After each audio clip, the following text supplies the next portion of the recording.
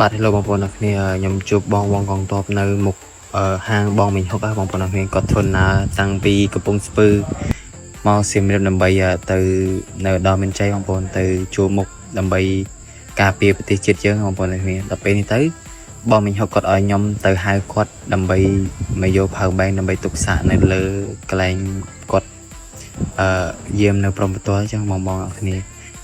គឺបងមិញហុកគឺល្អមែនទេបងប្អូនអ្នកគ្នាឥឡូវអត់មានអីច្រើនទេខ្ញុំគាត់លាទៅវិញក៏ខ្ញុំសុំគាត់ចាប់ដៃម្នាក់មួយហើយអោបម្នាក់មួយមានអារម្មណ៍ថាកក់ក្ដៅខ្លាំងមែនទេណាបងប្អូនអ្នកគ្នាសម្រាប់បងប្អូនណាដែលចង់បានទូរស័ព្ទបងលួសទិញដាច់ឬក៏វាយដូរអីអាចមកមើលហាងបងហុកមិញហុកបានណាបងប្អូនអ្នកគ្នាគាត់ជួយជាតិហើយបងប្អូនអ្នកគ្នាគាត់រៃថវិកាដើម្បីទិញស្បៀងជូនបងកងទ័ពអញ្ចឹងពេលបងប្អូនទិញទូរស័ព្ទបៃដូរឬ